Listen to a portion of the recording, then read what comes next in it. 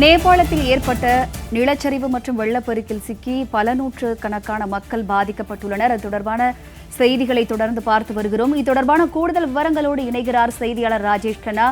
வணக்கம் ராஜேஷ் கண்ணா, தற்போதைய தகவல் என்ன? அரசு தரப்பிலிருந்து ஏதேனும் அறிவிக்கப்பட்டிருக்கிறதா? தமிழர்களின் நிலை என்ன? இந்தியர்களின் நிலை என்ன? ஏதாவது தகவல் வெளியாகி இருக்கிறதா? வணக்கம் அனிதா. நேபாள மாவட்டத்திற்கு சென்ற யாத்திரைக்காக சென்ற தமிழ்நாட்டை சேர்ந்த 57 பேர் கடந்த 23ஆம் தேதி சென்றுள்ளனர். தற்போது பார்த்தீங்கன்னா அந்த பகுதியில் பார்த்தீங்கன்னா வெள்ளப்பெருக்கு ஏற்பட்டதன் காரணமாக 57 பேரும் அங்கே சிக்கி உள்ளதாகவும் கூறப்படுகிறது. குறிப்பாக தஞ்சாவூர் மாவட்டம் கும்பகோணத்தில் உள்ள சூப்பர் யாத்ரா ஏஜென்சி மூலமாக திருச்சி, சென்னை, சிதம்பரம், மயிலாடுதுறை, திருவாரூர், புதுச்சேரி, கும்பகோணம், தஞ்சாவூர், திருவண்ணாமலை, ஓசூர், கிருஷ்ணகிரி, தர்மபுரி மாவட்டங்களில் உள்ள 57 பேரும் இந்த ஆன்மீக சுற்றுலாவுக்கு சென்றதாக கூறப்படுகிறது.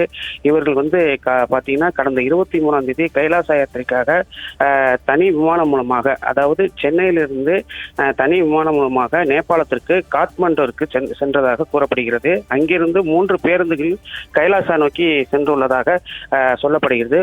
ஒவ்வொரு பேருந்திலும் பார்த்தீங்கன்னா ஒரு பொறுப்பாளர் நியமிக்கப்பட்டு அந்த பேருந்து உள்ள பக்தர்களை பாதுகாப்பாக அழைத்து வருவதற்கு அந்த ஒருங்கிணைப்பு குழு, அந்த சூப்பர் யாத்ரா ஏஜென்சி மூலமாக ஒரு ஒருங்கிணைப்பு குழு அமைக்கப்பட்டு அந்த பயணிகளை அழைத்து வந்துள்ளனர். இந்த நிலையில பார்த்தீங்கன்னா இன்று காலை வெள்ளப்பெருக்கு ஏற்பட்ட சூழ்நிலையில அவங்க காலையில ஒரு இடத்துல உணவு அருந்தி விட்டு மீண்டும் பயணத்தை தொடர்ந்துள்ளனர். அப்போது அந்த பகுதியில் சென்றும்போது திடீரென வெள்ளப்பெருக்கு ஏற்பட்டுள்ளது. இந்த நிலையில பார்த்தீங்கன்னா அந்த ஒரு முன்னால் முதலில் சென்ற ஒரு பேருந்தில் ரகு என்பவர் அந்த பொறுப்பாளராக அந்த பேருந்தில் இருந்துள்ளார். அப்போது பின்னால் வந்த 2 பேருந்துகள் அந்த வெள்ளப்பெருக்கில் அடித்து செல்வதை கண்ணால் பார்த்ததாக அந்த அந்த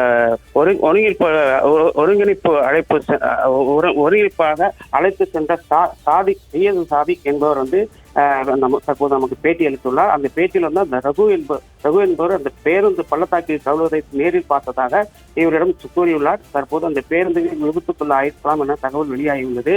தற்போது தஞ்சாவூர் மாவட்டம், குறிப்பாக கும்பகோணம், தஞ்சாவூர் உள்ளிட்ட பகுதியில் 17 பேர் சென்றுள்ளதாக கூறப்படுகிறது. தற்போது அதிகாரிகள் அந்த சூப்பர் யாத்ரா ஏஜென்சியில் தமிழகத்தில் சென்றுள்ள அனைத்து பயணிகளோட விவரங்களை கேட்டு வருவதாகவும், அது மட்டும் இல்லாமல் மீட்கப்படும் நடவடிக்கைகளை மாவட்ட நிர்வாகம் மேற்கொண்டு வருவதாகவும் தெரிவிக்கின்றனர்.